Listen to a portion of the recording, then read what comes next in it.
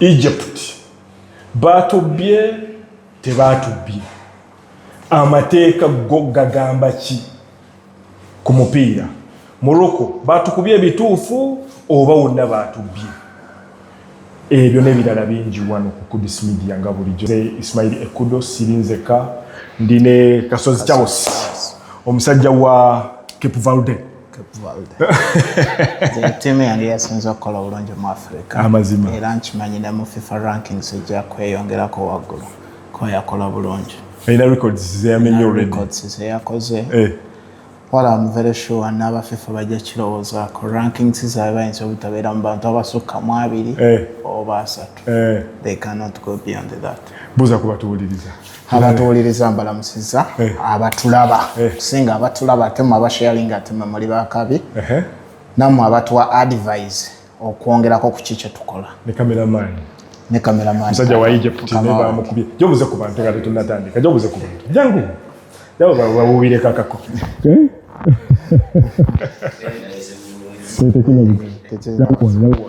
Buza kubatuwuliriza ulamusene kubeeka. Mbawezzaako mwena abatuwuliriza mwebale kubeera ku mukutu guno gwa Kudus Media era mwebale kutwagala mu subscribing mu sharing information yonna ekwatagana ku sports wano wesibuka. Amanya agange ni Truman MC Uganda. Olina MC. Abantu babuli. Ngokaza. Abantu babuli ya kantu ka MC.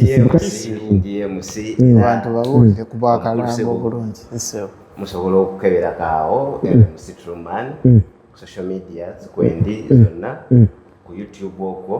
Kwendi na clips za MC Truman.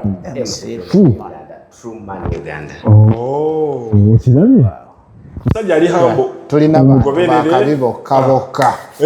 Era gwolabira Truman Uganda. Subscribe wano. Analysis about Egypt. Alhamdulillah. Musajja wa Egypt. Tewale. Tutandikire ku kyenagamba nti by the time we come back here. Webale nnyo. Tujja kubeera na team ya. Wetunaddira wano. Tujja kubeera na team ya Africa. Kyatuukiridde.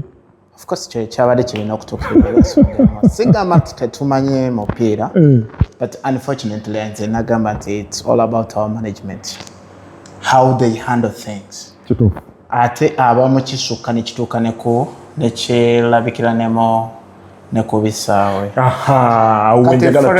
ngenda kuwa example emu nti bwotuna Egypt For Egypt, bwogitunuulira ekyamazima yabadde ne chances nyingi nnyo ezikuba Argentina. Silaba nko Argentina ngeri so scared to that extent. Babadde so scared nga ndaba nti buli kimu kye babadde bakola ekyamazima babadde balaba nga tebalina kye bazaako. Kitegeeza nti tactically Egypt yabadde nnungi mu kintu kye babadde bakola. Unfortunately, tulina ebintu bibiri mu mupiira.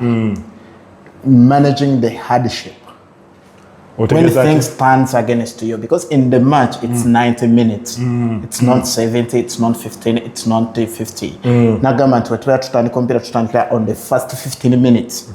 If you can manage the first 15 minutes against your opponent, bwabanga abadde akusinga kamanyi kati nga betuna Egypt ne Argentina, thank God nti Egypt nti Argentina yafuna penalty, Messi najikuba ne bagikwata, whereby nti that was the addition advantage of Egypt because by that time Argentina was totally frustrated.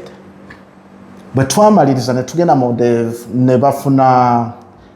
the first 45 minutes na Egypt leading oba kiwulira nti awo wonna twali tukyakola buki bulungi oba kiwulira nti newe battagoole emu whereby rightly so lwaki ngamba nti rightly so nti mu mupiira tulina ekintu nze ngenda ku example ngenda kigeneralize nga sigenda kiwerako fawe ya Egypt however much nayo nja gyogerako katono singa ntandika move eyo nenjitandika nga ndi mu box yange kati oyingidde mateeka kati ndi mateeka agava owulira ti move singa etandikira mu box yange naye omupiira ogwo gusobola okufuluma wabweru bwonna unfortunately linesman n'atagulaba ne referee n'atagulaba basobola okugala play on era ne tugenda maaso but singa yo move opponent wange tajigwamu nevaamu goal ndayo kema mulika katono intense move nzeke nini omupiira gugenze ebweru ne linesman tagulabe gonna gugweredde wabweru linesman tagulabe ne referee tagulabye nze ngujjayo ku speed kuba omupiira gwe twogera kugutambula ku speed y'amaanyi nnyo kituufu oba kiwulira kyangu nnyo omuntu ali ku kisaawe okola era eyo however ennaku zino tetukyali mu bintu byedda ti buli kisa ekiriwo kiri captured era kisobola okubeera reviewed at that particular moment. That's why we have VAR. VAR is not a word. No. Okay? VAR is not like enti muntu buntu ya salawo nedda wabula baddayo ne balaba gundi eyo move eyo nga we yabadde gye muli mu kwogerako ne bagiddamu ne balaba kituufu kyabadde kituufu oba kyabadde kifu oba kitegeera kati singa ekyo kihappeninga ne tugenda move eyo opponent wange n'atagigwamu ekyo aba opposition ne batagigwamu ne tugenda move eyo esobola okubeeramu n'abasambi nga basatu naye nga ye move yeemu yevuddeko goolo n'enywa goolo yonna wenywa olwaleero mu mateeka ga FIFA oba mu mateeka mu rules z'aba referees tulina okudayo ne tukebera mu buli goolo etebebwa oba etebeddwa bulungi oba bubi baddayo ne balaba goolo eyo evuddewa temubaddeemu faawo omupiira tegwagenzeeko bweru temubaddeemu nsobi goolo ebadde namu so that they don't award the goal to someone nga tagisaanidde kati abwe watubuzaabuzaawo oba kitegeera move yonna specifically ku faawo yennyini kati bwe tujja ku faawo ya Egypt ffenna tukkirize omusambi wa gye yali Atia we yakolera faawo Hassan Atia we yakolera faawo ko Martinez bwe tukkiriza referee distance gye yalimu kuba byali ebintu bibiri at the same time twalina upper body contact which is regardless in this World Cup is allowed upper body contact at the top here okudda waggulu eyawa n'obwete yaliwo however there was a lower body contact which was not identified by the referee on the spot. You get what I mean? So yalinnya ku kigere kyane kya Martinez which is widely a foul because omupiira gwali in Martinez's possession. I want you to mind because there is another foul we're going to talk about. Yes, Eyasala. This ball was in Martinez's possession. Eranga agulina eranga agezaako bayita muki makati. Unfortunately there was two contacts and one contact referee yagiraba era n'agiwewa because it wasn't a foul. It was a minor contact which we call football contact. Oba kitegeera eyawaggulu yagiraba naye teyalaba yawansi.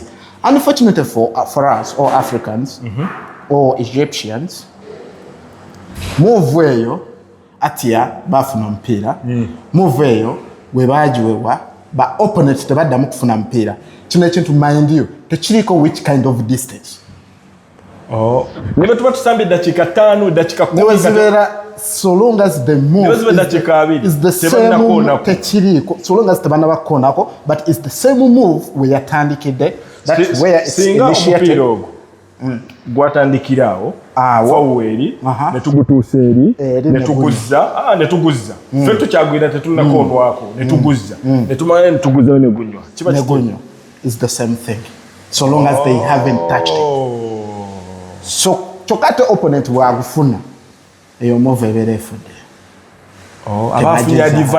abeera afunye advantage kitegeeza referee kyeyaweye kati now this is the problem nti move eyo yatambula okuva we yatandikira ne movinga ku basambi basatu nevaamu goal all of those players bali ba Egypt tekwaliko wa Argentina natya nomu that move olwokuba nti yavaamu goal yali subjected to be viewed from where it started and where it ended.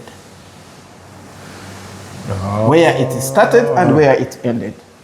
Etegeza ffe abeeno mu kayembe kati gwe bwe tufunanga gwe tusobola omumatira nti kituufu golo yali nkyamu owulira kati we baddamu ku view jjukira nkugambe referee at first yalaba upper body contact which was purely football contact because we have what we call a foul and we have what we call football contacts. Unfortunately, some of those football contacts zivaamu injuries. But it's a purely football contact. Referee has nothing to do with it, and he will never give a card for it. That's stopping tajja go stopping. Instead kyasobola okuyambako the contacts z'olaba nti referee stopping omupiira bajje bakujjanjabe. Singa osabye obwetaaga obuyambi. Singa alaba nga tovudde wansi omupiira ne gubeera drop ball. Ozitegeera ezo contacts zitegedde ne bajja kugondi sibeera purely football contacts. Unfortunately sometimes referee stopping omupiira n'ofuna obujjanjabi n'addamu n'agukwata n'aguwa advantage kuba opponent yabadde nagwo oba omuntu wewo kale baguwa omuntu yenna abadde nagwo asobola okubeera opponent oba asobola okubeera your teammate singa babeera nga tebakoze kyetukola kyetuyita fair play. Okay. Most of those are purely football contacts. However, there is also fouls. Kati foul yeno nti Atia bwe yali ajja omupiira ku Martinez yamulinnya ku kigere kitegeeza gaining advantage ey'okumuggyako omupiira kuba omupiira gwali in his own possession and Martinez's possession. Move never goal which was subjected to the VAR.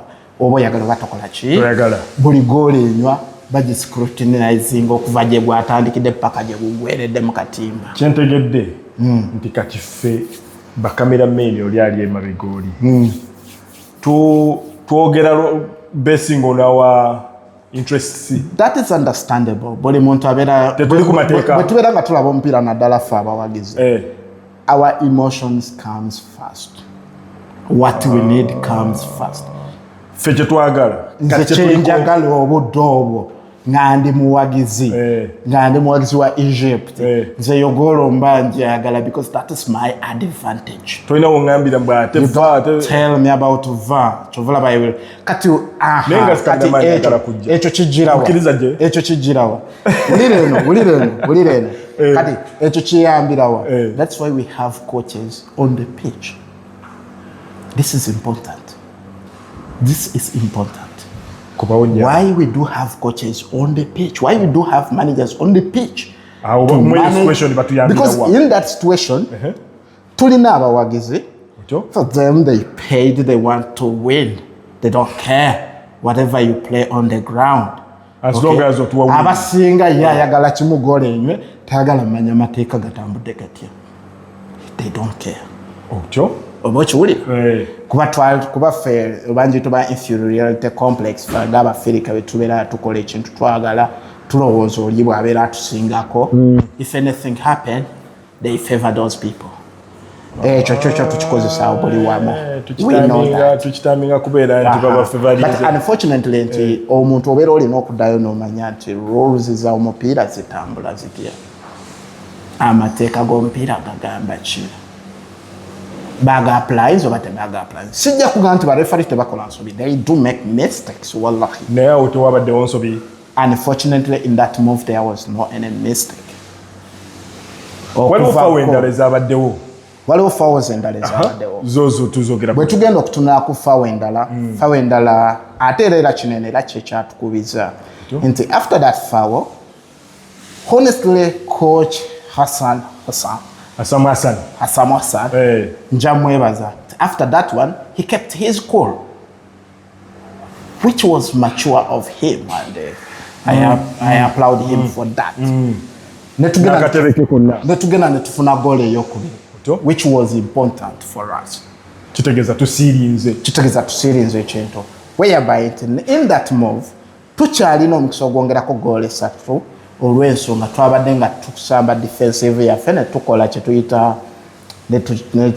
turnovers oba mu midfield ne tugenda eri ne tukola counter attacks zaffe ne tuteba kwanze nina we natuuka nendaba nga buli attaka gye tukola evaamu goal olw'abaana abasatu abo engeri gye batambulanga nga mu Hassan unfortunately for Hassan onena sambira mu real video yamala nalwala Oviedo yamala nalwala yalwala bulwazi teyalwala bati yakowa namala nasaba okufuluma kuba ye yali alaba ngo mpira gukoze eki gwali guwanguddwa because we are in 70 something mu video eddako tugenda kwogera ku nsonga eziddakiika ezisembayo lwaki tukoowa how to manage those minutes kuba zitukubiza abafirika ffenna nti eziddakiika kochi bali kasita baafuna tujja zogerako mu video eddako njagala tuddeyo wali ku Asamasan wobadde Asamasan twali tukyasobola ya keeping a cool which was important ku goal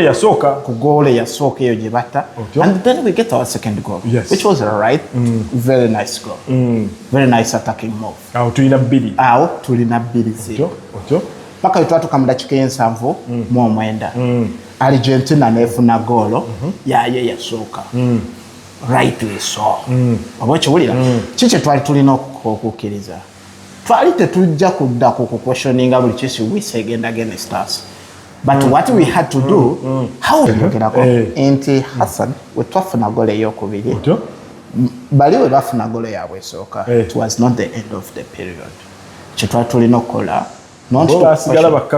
bo basigala bakkakkamu because it's important in that period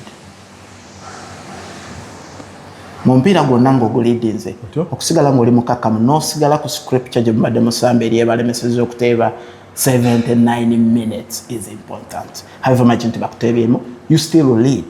You have 10 and added minutes, like 7 minutes right now, kubanga tulina breaks, like 7 or 9 other minutes. It's important for you to stay concentrated and calm. Okuuma otya eziddakiika otyo obuzibu ffe bwe twafuna nti when Argentina scored we started being frustrated because we thought anytime in a second they are going to equalize us.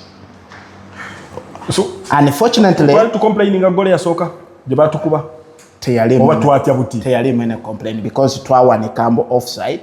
Unfortunately teyali offside. That is the truth. Neboddayo era bagitekako bulungi nnyo line yaye yava kuba ku lunene omulundi ekirungi tetukozesa bilayini technology tukozesa automatic offsides. Emipiira egyo nagamba girimu chip. Chip ezo ziri 500 MHz. Zikuyambako okudetectinga omuntu ali offside n'atali offside. Ne goalo zennyini ziri connected. Kyova olaba nti tebakkiriza mupiira gwonna kubeera mabega wa goalo kuba singa gubeera mabega wa goalo zirimu sensors.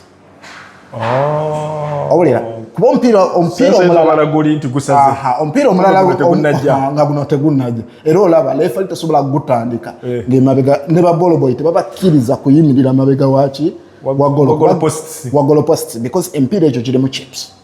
Tosobola yimirirayo nagwo obeera kugenda tawaanya technology yenna. Lefali oyo omulaba olwaleero si be balefali bali abedda abafa abaddukana ne kawisokoka bonna babeera connected.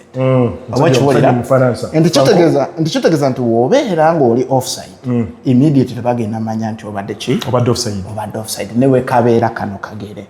Kati abantu baffe tulina obuzibu omukono gunene n'okulaba ogulaba teguteeba whereby tegubeera offside. However here wabeera offside because wano wateeba. I'm confused.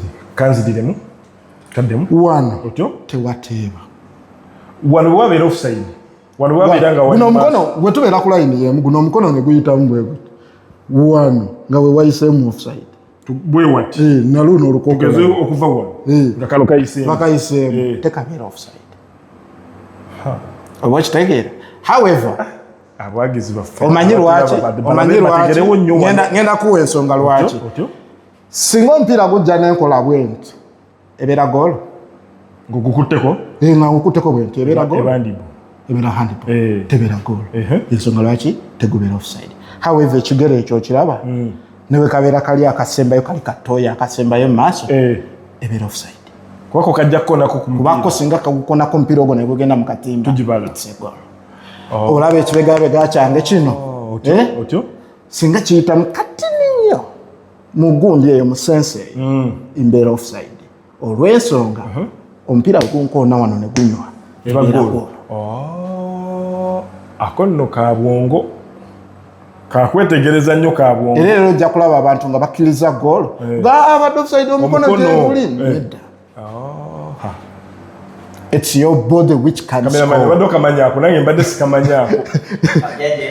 It's your body which can score. It's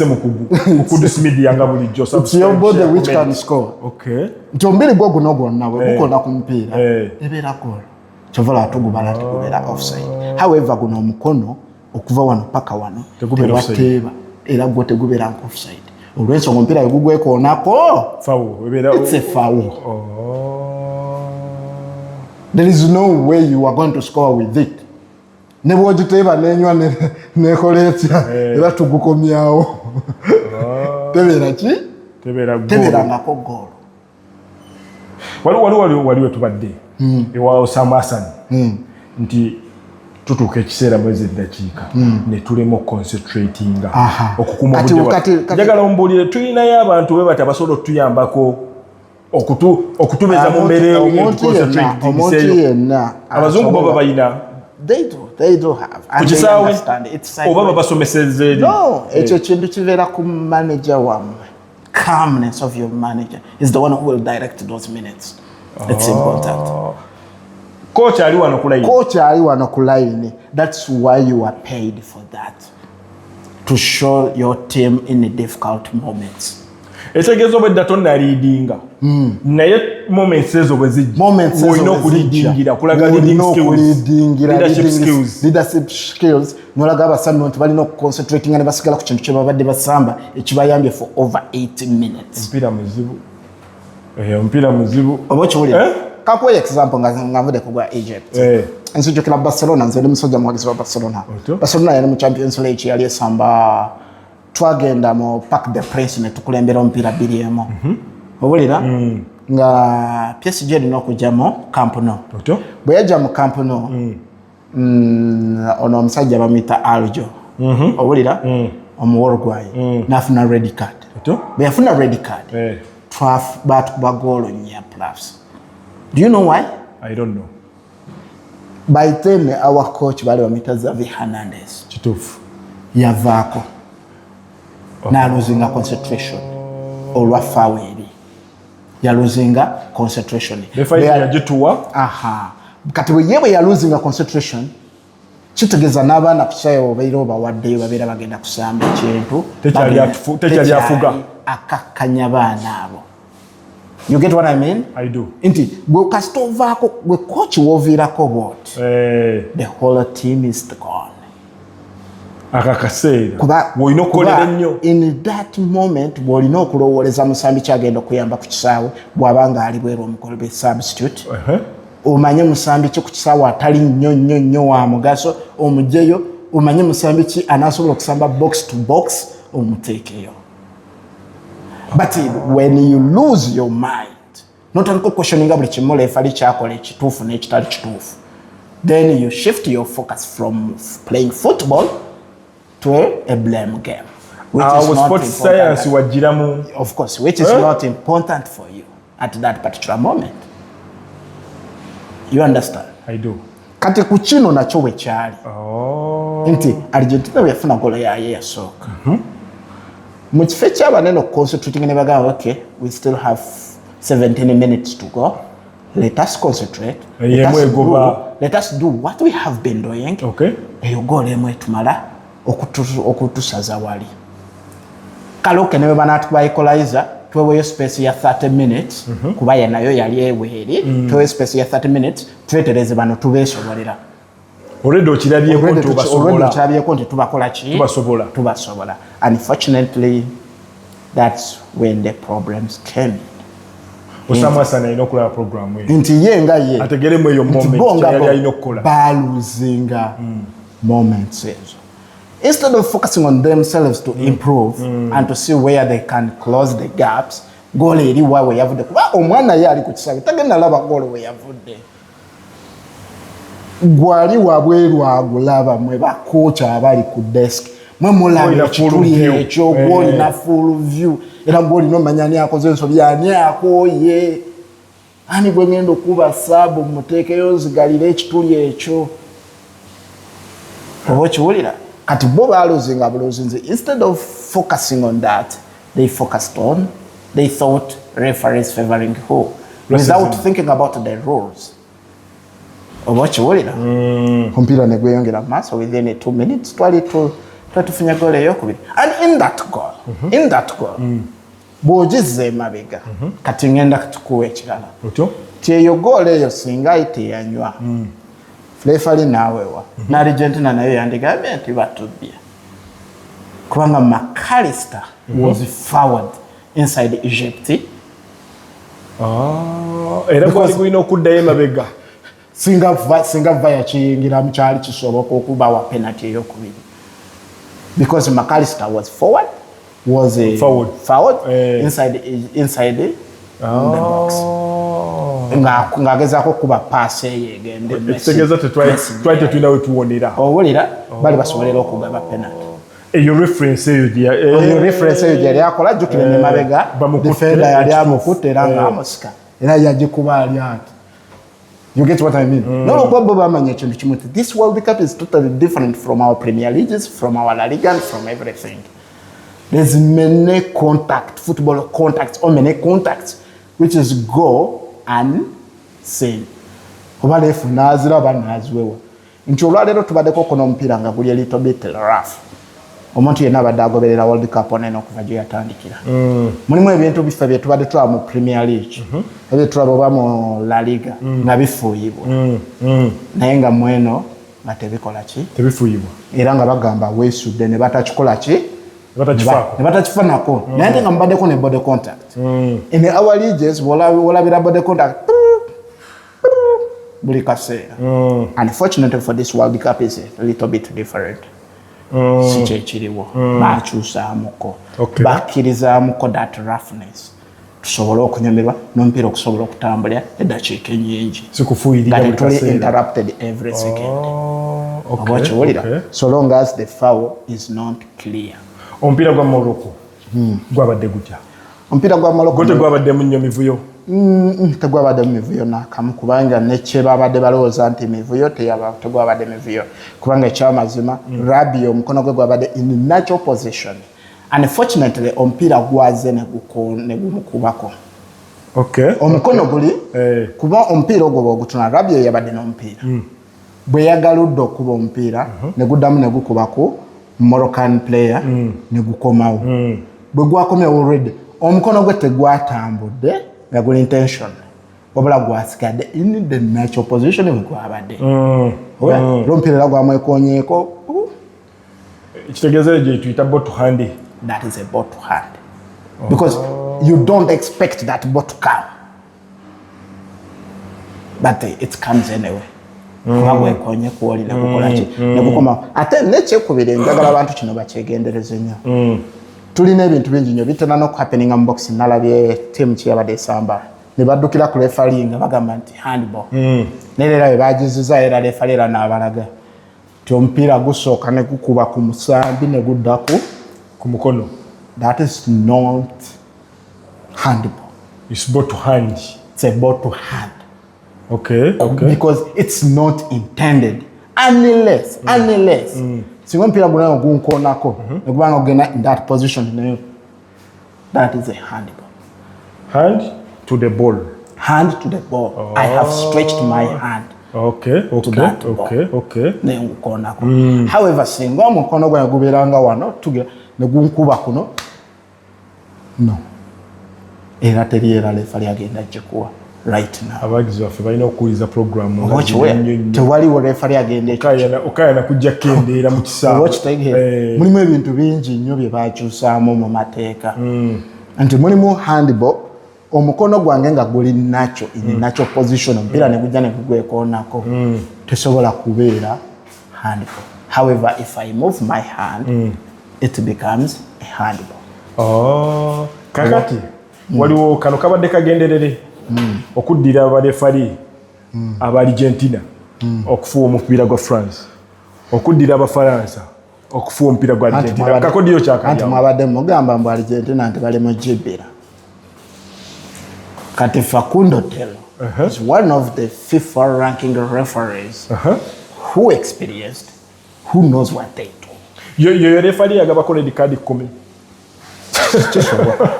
yagabako red card 10 nga Boca Juniors esamba ate wabalwana wali yagala kwa ompira ne gugwa nga basambi bakyawera balwanira mu kisaawe wali yagala kwa kyabalekemu Facundo Telo tukutumira that is Facundo Telo however much ekyo kintu njagala mukirabe kati gwolowooza wembanga ndi mukubira Argentina in common sense nandi agadde France okuyitako kitegeeza ne FIFA eri eyo bambi efumba ebintu ebirimu amakulu gwe nze nandi agadde France okuyitako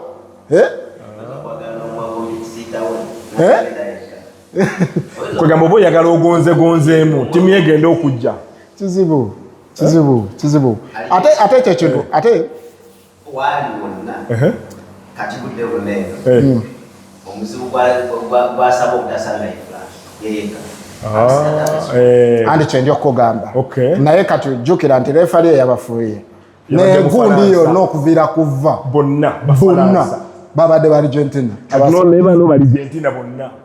abasambye eki France bonna babadde ba Argentina kituufu oba kiwulira kati gwolowooza bo tebawagira bo si bantu. So sometimes it's only science. People are professionals. Our professionalism. People are professionals. And when things don't go in our way, we our think favor, we are cheated. And when it goes in our way, we don't talk. I'll give you one example. Mumateka ga FIFA, kastra oteba go, no jamo jaws. Oba no jamo jaws nga referee si yakulagidde ku kisaawe ebeera yellow card. Kituufu. Ebeera completely yellow card. Mumpira gwa Egypt na Argentina. Ziko yatebye goalo gye basse.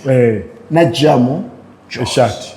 It doesn't matter oba bagisoba tebagisse. So long as you remove your shot. Nga ekiragiro ekyo nga si referee yakugambye. Soko demuke mabega katono. Goalo tugiteebye. Etidwa rightly. Wabaddeyo foul. Wabaddeyo kitegeeza move eno yonna. Infu. Agiteebye. Ajjemu shot ye. N'agiteeka ebweru. Okay. Ku move eno enfu. But kadi emubalirwako kubanga ojjemu shot ku kisaawe nga toli recommended by the referee. Kongeremu. Ako katubuzaabuza nnyo. Era bagibalira nga indiscipline era ofunira yellow card yo. Bade manyi nti move eno byonna ebigiriko byonna biba bifudde. Move yemu ya happeningako yalina mu Premier League. Yali Tottenham yali esamba. Yali ono ani ono musambi mu Brazil. Richardson. Otyo. Yateba goal. Ne bagitanga James shot. Nafuna yellow card. Goal bagisolwa move. Ne ebiri mateeka ga FIFA olina okuweebwa yellow card okujja mu shot kuba tekikkirizibwa kujja mu shot yo n'osigala bwerere ku kisaawe. Tekikkirizibwa. Okujjako nga referee yakugambye. Ate referee yakugamba ddi okujja mu shot. Kati bidonda otya nga tolaba ku this media. Owulira singa shot yo ebeera ng'eri told referee ajja kugamba GGM ogende bagikyuse. Ye alina okugamba. Yalina okuwa permission okujja mu shot. Toteekeddwa kujja mu lugoye lwonna ku kisaawe ekyo. Era w'olugirako ebeera yellow card. Unfortunately, Latex, he didn't give that yellow card in that match. Teyamuwadde. Era sinalaba yakyogerako because it favors them. Referee omu Faransa. Teyagabye na yellow card. Yayagadde ekintu akireke yengaye. But mu mateeka yabadde yellow card. Era weera yakozeewo ensonga. Ekitegeeza kati just okubeera nti embeera agirese kakkane. Ya sacrifices omulimu gwe. Era bebadda era bajja munenya. Kuba ba referees baneeno balaba. Bwe bamaliriza okugira emipiira kino. Badde mabega. Ne bafunamu bakola kye tuyita debrief. Ne baba debriefing. Lwachi, you made this and this decision. Why this decision was taken. Baba tekamo. Neba nabwe barefali abalala. But this is a tournament. Chiteza bali na that committee. Buli match egwa. There is a debrief. And you have to explain why you made these decisions and why you took these decisions. And when you explain the decisions, they will look into the rules. Gagamba gatia mateka. Gagamba gatia. Wagategera to help you to improve in the next match. Abarefali abafirika. Ngati tubawadde nnyo mukisa. They have been there. Bafuye teri omurefali afuye mipiira giwera 3 mu Afirika. Ekikulu tulina abareferees bangi tukikirize. Let's see. Every continent has referees. Has referees more than 10 or 20. Eri abali eyo abava mu Afirika nga bali mu kulya buli ssente tebafunanga na ku mulimo. Obokiwulira? They are there. Tulina abareferees bangi. Kati gwe kirigwe kugwe referee okwewaayo kuba referee kaliya yesobola okufiira mu match emu kola ensobi ebyatuuse ensobi ekyo kaliya nekoma kisoboka kubanga ekintu kiri bwe kiti bakusomesa amateeka. Unfortunately, wobeera ng'oli referee tulina nekyetuyita olina okukozesaako naawe obwongo bwo mu bintu by'osalawo. Common sense. Owulira mu bintu by'okola ki by'osalawo. And let the public judge or let the referee committee judge. However much nti oteekamu eyo common sense yenna bibaawe wabiki. The rules are there to judge you also. So you must also understand the rules and why I did this. Can you defend what you did? The good thing, they don't come to the public to defend. They go to their bosses to defend. Can you judge? Can you defend? Can you defend your decision? And can it at least be nearby to the rules? Katingawe tubadde kuwalinga tugamba lwaki vayo ne jamu eno move. The referee yali mu stage yali same angle like this. Kitegeza ye ekintu ye kyasobola okulaba. This body contact. Teyalaba forwards. Omusambi ye nasigala wansi ng'alumizibwa. And the move went off. And never more go. Etegeza tugenda ku program nga ya mateeka gokka. Obokiwulira? Tunnyonnyola abalabi bafa amateeka limu ku limu. Kirungi nnyo because omuntu obeera ng'omanya amateeka onyumira omupiira. However much nti oteekamu your emotions, but at the end, the good thing is right now when you are watching on TV or when you are watching on your screen or on your phone, babizaayo emabega ne bakulaga va lwaki ekoze decision eno. Kikuyambako okumanya amateeka. Sijja kuba nti bo tebakola nsobi, they do. Waliwo nabo kye bakola nayo n'olaba nga kiri soft nnyo. Naye nga bakikoze kuba etteeka. Era etteeka erama libakwata. Oba okiwulira? Kati gwe omuntu amanya amateeka ogamba naye what to do? Rightly. Kati tekikumenya nnyo. Tekikumenya nnyo. Naye kati kitumenya. Naye kibeera kijja kukumenya singa obeera tomanyi. Tunoonya lefali kugira mukuba bukubi. Singa obeera tokola ki? Tomanyi. Ate obeera tomanyi ebintu bingi era bikumenya. Beba omuntu n'agenda n'aloopa omusango. Ne baleeta obujulizi ng'ekituufu yaloopa ng'obujulizi bumuli maaso obulaga nti yali mu nsobi. Ebyo bihappeninga many times. Ne n'atategeera nti yali mu ki? Olwa emotions. Ku move ya goal eyavaamu goal ey'okusatu. Eya Argentina. Ye move yavaamu goal ey'okusatu. Era eyo move yaddamu nebeera viewed by VAR. Abantu kye bagamba tebaddamu. Buli goal enywa baddayo. Move okuva we yatandise paka weekoma. Tunnyonnyole. Kuko this media buli goal ekola ki? Enywa. So long as the move started from your goal up to the goal, they will go back from where the move started. Tunnyonnyola. Kugundi ya Salah ne Alvarez. Alvarez boddayo kweyo clip n'ogiraba bulungi yasooka n'afuna omupiira n'agukuba ne gudda emabega wa Salah. Unfortunately Salah had inertia movement. Yajja nagwo n'ayagala okusala Alvarez bwe yayisaako Alvarez ye n'apikinga omupiira n'agukoona ne gudda emabega we. Nga tannakoona ku mubiri gwe yasooka ku positioninga mupiira ne guvaawo. Omupiira we guvaawo Salah asigala nga ye akyajjawa mu maaso. Omupiira gwava mu possession. Kati jjukira ye Salah adduka atambula. Oba okiwulira? Omupiira era we gwamuvaako ne gudda emabega guti.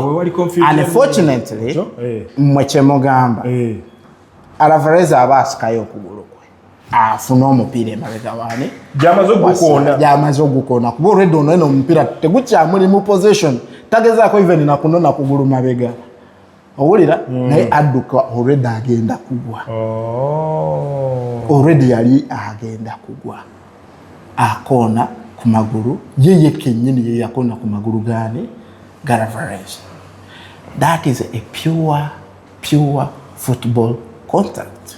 Terinaamu foul. Teri refari agenda gikuwa.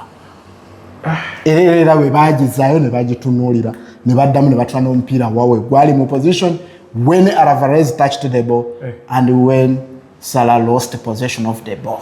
Cameraman, go wagira Egypt. Owulira otya kati omusajja ngeri gy'annyonnyolamu ebintu. Omusajja muwulira. Oli mumativu? Jalabikamu naye si mumativu. Nze nkimanyi tajja beera mu maaso. Oyinamu akamu buuza eri abantu bangi abalinga alina eddembe okubuuza. Njagala obuuza ekibuuzo. N'ekibuuzo kyenjagala okubuuza. Njagala kulambika ku mateeka ga touches. Touch zirina kubeera mmeka refali okurealizinga issue yonna ebeebaddewo. Omupiira twagulaba gwatambula singa tegwali kulya kwa goal it would have been play. Kituufu. Move erina okubeera revised because the move has to be revised. Omupiira gwatambula kuviira ddala mu box. Kituufu. Ngenda mudamu paka mu goal. Ngenda kukodamu ni katika modem kamodem. Kyekyo kyokka? Kyekimu kyokka ngenda mudamu. Amiina. Atubuuzizza ekibuuzo. Era n'abawagizi abali eyo. N'abawagizi abali eyo njagala nabo bakiwulirize bulungi because it's important and it is emotion of everybody. That's why everyone is saying no way you cannot go back to that. Enywedde. Why you go back? Waffe twagala golo yaffe. Nkuddamu. There is not any amount of touch in the move so long as it goes through and it gets a goal. Opponent nga tannaba kugukujjako. Njagala ekyo kitegere bulungi. Singa opponent yayingira mu eyo move n'agendinga position y'ogwo mupiira, we wouldn't go back to that. We would have gone to another move gye mwandi mugiddeko omupiira ne muteeba. There is no amount of distance, there is no amount of touches. So long as the same move went ahead and it became a scoring opportunity. You understand what I'm saying? Obakiwulira? So long as it evamo scoring opportunity. Tuddayo okuva dirugwere wafunye omupiira. Newe gubeera nga gwatandikidde mu goolo yo nga kipa yagutandise. Naye kipa bwatandika move eyo nevaamu goal.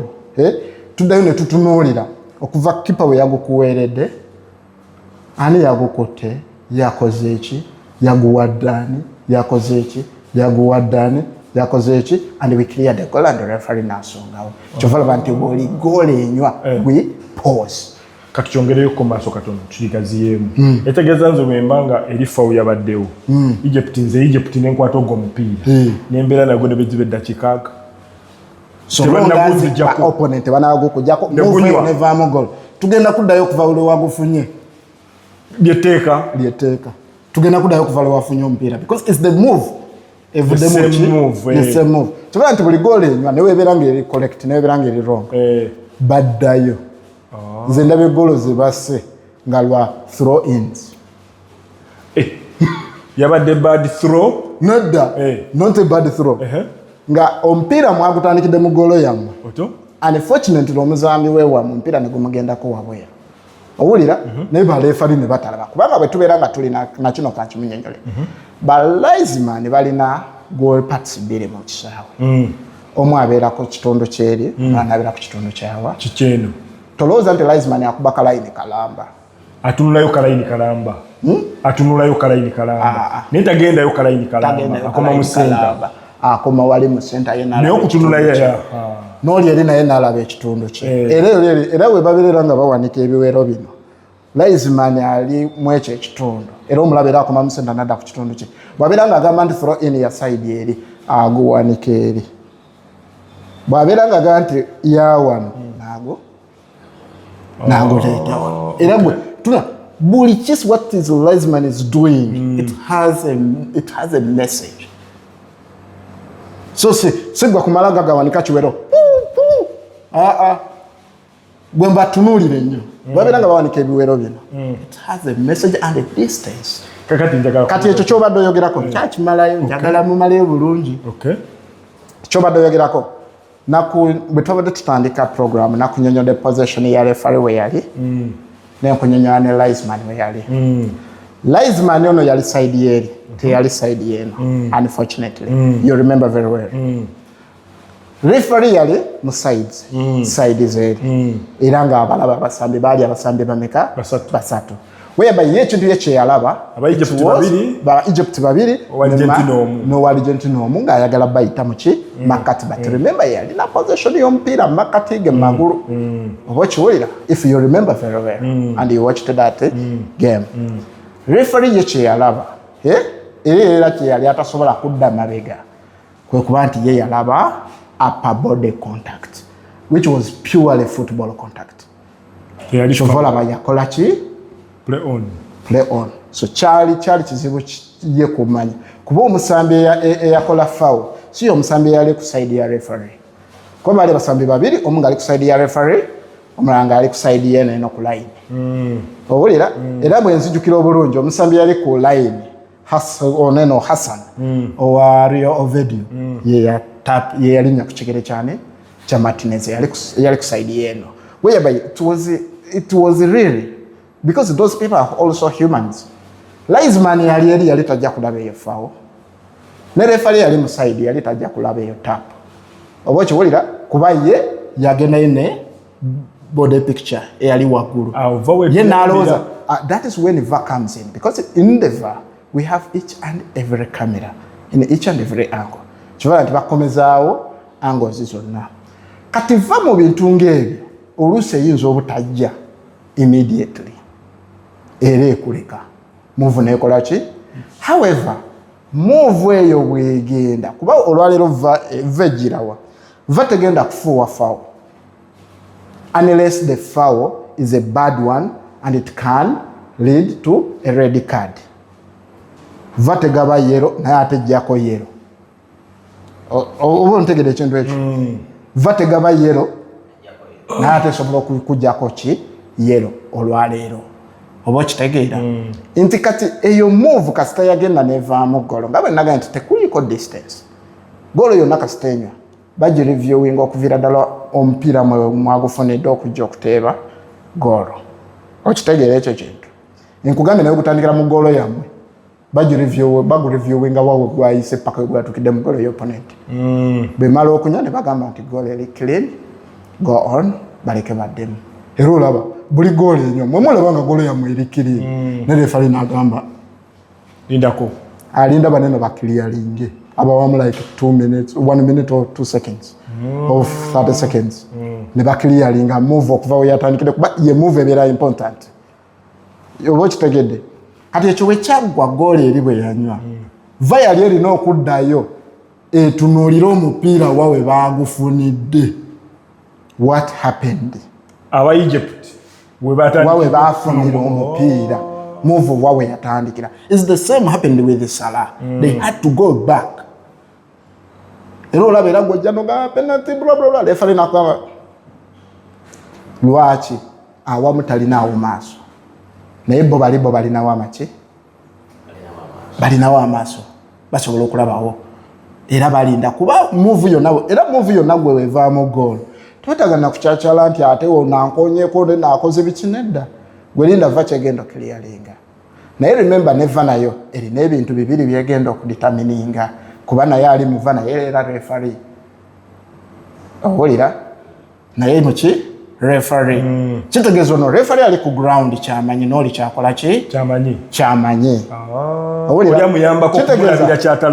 kyatalabye kati kitegeeza n'oli naye ali eri agenda kuditamininga kyetuyita foul aditamininge ne football contact kuba naye akimanyi oba kiwulira kati ye bw'anaagiraba nga foul agenda agamba munne naye omanyi omusambi jjaze bweti yakoze foul nga bastartinga move eyo bw'obeera osobola jangu ku screen ogirabe oba oyagala obeera toyagala ekituufu it's a foul, it's a corrective foul n'amunnyonnyola foul yabadde etya mu ngeri bweti bw'obeera oyagala barefale abasinga banyumira nnyo okwerabirako n'agenda naye ku screen ne bagimuplayingira kuba essaawa eyo ye yali responsible to you guys nze kyengamba abawagizi before nga tetunnaba kuwakanira bintu tusome kubabuli kintu kyetwogera wano kiri written in a box twabadde confused it is there in a box aba kiwulira umanye nti wano banzibye wano tebanzibye mu mupiira ebyo bisoboka bingi nnyo bihappeninga sijja kuba nti barefari they are 100% a lot bakola mistakes nyingi nnyo however bw'obeera oyagala okuzimanya gwogenda n'osoma n'otegeera etteeka wano ligamba ki amateeka tugasanga wa amateeka kwegali ku FIFA portals kwegali ku FIFA portals referee portals buli muntu alina essimu nowadays tulina AI egakuleetera within a second bw'oteekamu ku Google AI ekikuleetera kyonna etteeka nga bwe ligamba gwe kasita omanya how to ask kukudis media mukka era twebaza ne omusajja amuyita Colina yavuddeyo naye n'atangaza clarifying but that shows you that they brief their referees because Colina ye musajja akulira FIFA Referees Association yabakulira bonna munsi yonna kati abayijja tadde bawandiise we are waiting for what FIFA will do but unfortunately I don't think there is anything bigger they will get from there according kubanga nze nkubulira mazima I'm going to tell you bw'omuntu yenna obeera nga walaba omupiira gwa Paraguay ne France you can understand what is bad referring is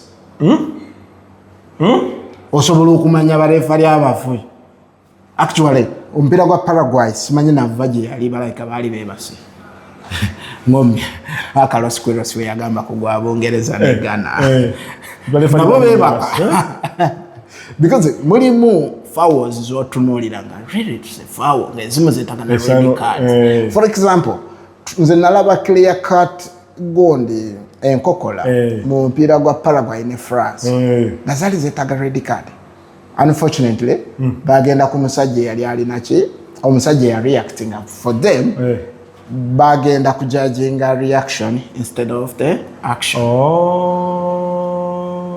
oya chovola ba Olise yavamo nga alina ki kadi ya yellow nenga bali bakubye olukokola o reactinze bakubye byo olukokola o reactinze referee ategwe gwa wade yellow card